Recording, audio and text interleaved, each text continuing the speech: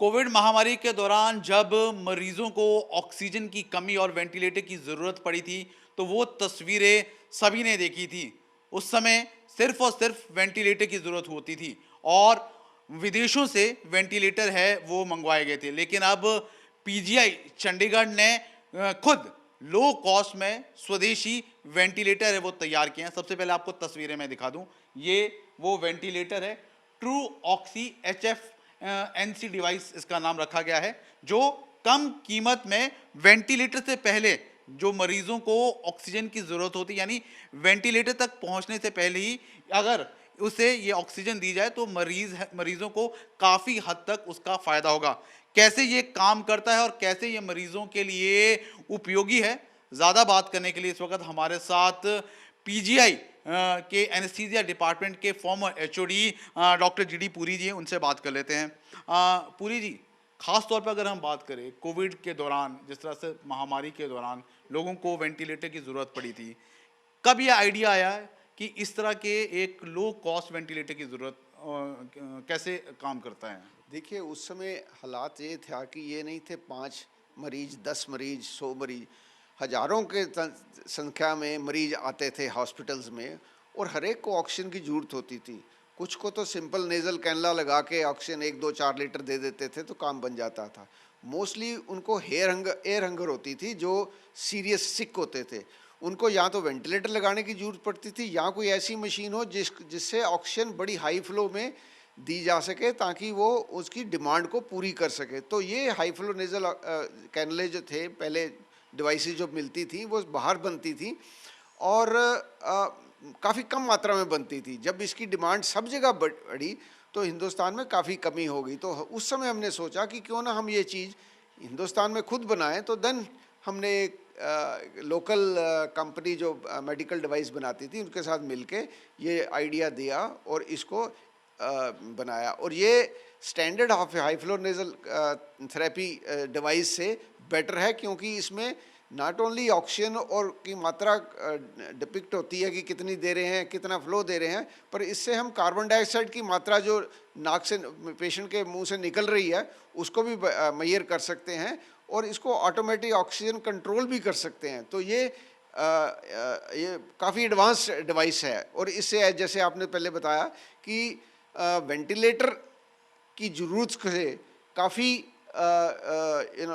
Requirement कम हो जाती है। जैसे मैंने कहा कि 100 मरीजों को अगर एडमिट होते थे उसमें से 70-80 को वेंटिलेटर लगाने की ज़रूरत पड़ी थी, पर हमने उसे इस डिवाइस के कारण 50% को बचा लिया बिना वेंटिलेटर लगाए, बाकी को वेंटिलेटर लगाया। और वेंटिलेटर से आपको पता ही है जितने ज़्यादा वेंटिलेटर लगे उतने ज़्यादा मोर्टेलिटी भी बड़ी ज़्यादा हुई, पर because of prevention of going on to the ventilatory stage इस डिवाइस से हमने बचा लिया। अच्छा, इंडिजीनियस है यानी स्वदेशी है, कितने समय में इसको बनाया गया? और एक बार थोड़ा सा दर्शकों को बता दें कि ये ऑपरेट कैसे करता है, आसान भाषा में अगर हमारे दर्शक के समझ सके, काम कैसे करता है, कैसे मरीजों के लिए फ़ायदेमंद है ये over a period of 2 years हमने बनाया और ये अभी टेस्ट हो चुका है लैब में भी और मरीजों पे भी टेस्ट हो रहा है।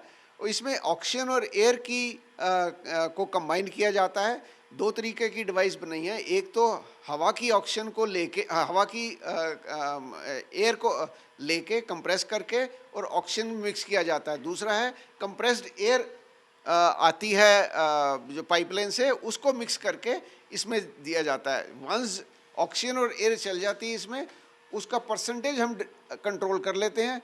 फ्लो कितना देना है डिपेंडिंग ऑन पेशेंट्स की डिमांड के हिसाब से वो कंट्रोल कर लेते हैं। अब ये जो ड्राई गैसेस जो होती हैं ये नाक और मुंह में जाएं तो डैमेज करते हैं मिकोजा को, तो उसके लिए इसको ह्यूमिडिफिकेशन के लिए ह्यूमिडिफायर लगाया हुआ है। ये ह्यूमिडिफाई होके गैस ये पेशेंट के मुंह पे जाती है, नाक या मुंह में, और वहाँ से वो पेशेंट ब्रीथ करता है। और क्योंकि बड़ी हाई फ्लो दे रहा होता है तो इसको पेशेंट की ज़्यादा डिमांड को भी पूरा कर लेता है। थोड़ा सा पॉजिटिव प्रेशर भी जनरेट करता है मुंह और नाक के अंदर, जिसके कारण उसको सांस लेने में जो दिक्कत है वो कम हो जाती है।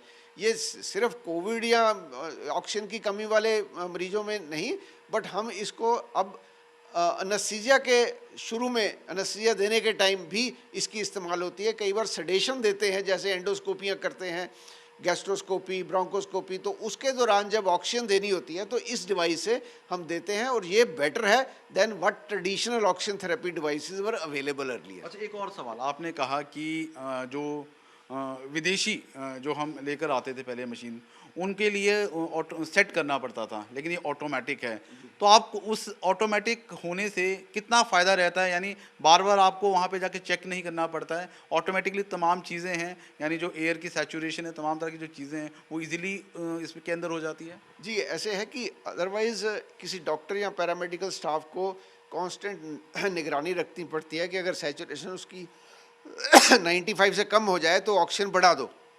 तो ये automatically based on the saturation of the patient ये ऑक्सीजन कंसंट्रेशन ऑटोमेटिकली बढ़ा देगा। That's number one. दूसरी बात, जो बाहर वाली डिवाइसेस थी जहाँ हालांकि इतनी एडवांस नहीं थी, उस वो कोविड के दौरान लोगों ने 4-4, 5-5 लाख की भी खरीदी। ये हमारी डिवाइस 2 लाख से कम में बिकने वाली है, और इसलिए ये पैसा फॉरेन एक्सचेंज भी बचेगा और इंडियन मेडिकल इंडस्ट्री को भी इसमें बढ़ावा मिलेगा। बिल्कुल। इनके साथ इस जो मशीन है बनाने में डॉक्टर जो शिवलाल सोनी है, उन्होंने भी मदद की। थोड़ा सा आगे आ जाएं डॉक्टर साहब, क्योंकि कोविड के दौरान ये आइडिया आपको क्लिक किया, तमाम तरह से मदद मिली है। एक बात जानना चाहेंगे, कोविड के मरीजों की तो मदद की है, उसके अलावा और कौन से पेशेंट्स हैं जिसके लिए ये कामयाब है ये मशीन? जैसा कि थोड़ा सा आगे आ जाइए। हाँ जी। जैसा कि अभी पुरी सर ने बताया कि कोविड के अलावा ये कोई भी कंडीशन हो जहाँ एक्यूट रेस्पिरेटरी फेलियर हो, रेस्पिरेटरी फेलियर किसी भी कारण से हो, उसमें ये काम आएगी। थर्डली, जो पेशेंट्स में लंग्स में, फेफड़ों में पानी भर जाता है या हार्ट की बीमारी होती है, कंजस्टिव हार्ट फेलियर बोलते हैं, उनमें भी ये इसमें काम आता है। पल्मोनरी एडिमा, लंग्स, फेफड़ों में किसी वजह से पानी भर गया, वहाँ भी काम आता है। मोस्ट ऑफ बड़ी सर्जरियाँ होती है जहाँ न्यूरो सर्जरी है और सर्जरी जिसकी 8 से 10 घंटे की सर्जरी है, सर्जरी के बाद भी कुछ मरीजों को ऑक्सीजन की रिक्वायरमेंट पड़ती है, तो पोस्ट सर्जरी भी इस मशीन का बहुत अच्छा से इस्तेमाल होता है।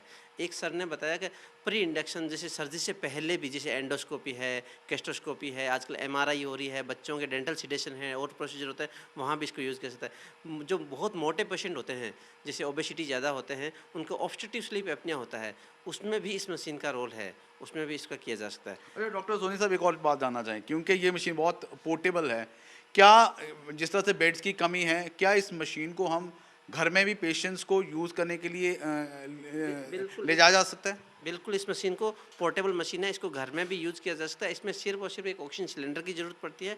और ये मशीन हमने 2 तरह की डिवाइस बनाई है। एक मशीन तो जैसे सर ने बताया था कि जो टरबाइन बेस्ड है, जो हवा ऑक्सीजन के पैनल से चलती है। दूसरा, इसमें एक कंप्रेसर बेस्ड मशीन भी है, जो खुद एक कंप्रेस्ड करके एयर जनरेट करेगी। ऑक्सीजन सिलेंडर के साथ ऑक्सीजन देंगे तो ये घर में भी यूज़फुल रह सकती है। और जहाँ भी कंडीशन में हाइपोक्सिया है, ऑक्सीजन की कमी हो रही हो। और सबसे इम्पोर्टेंट बात जो सर ने बताई थी, इस मशीन में जो आर्टिफिशियल इंटेलिजेंस की बात, वो पहले वाली डिवाइसों में नहीं है। जैसे पेशेंट की सैचुरेशन कम हो रही है तो ये अपने आप ऑक्सीजन को बढ़ा देगी कि कितना ऑक्सीजन जाना चाहिए, या फिर उसकी रेस्ट, सांस बहुत तेज़ गति से चल रही है। तो यानी सीधे तौर पे अगर हम बात करें, जो ये मशीन है पूरी तरह से स्वदेशी है, और जिस तरह से जो मरीजों को ऑक्सीजन की जब ज़रूरत होती है तो वेंटिलेटर पे रखना पड़ता है, ख़ास तौर पर लगातार जो मरीजों की संख्या भी बढ़ रही है, तो कहीं ना कहीं है ये मशीन कारगर साबित होगी। और साफ तौर पर भारत में बनी इस मशीन के आने वाले दिनों में मरीजों को और ज़्यादा फ़ायदे देखने को मिलेंगे। वीडियो जर्नलिस्ट गिरीश दुर्गापाल के साथ ललित शर्मा, चंडीगढ़।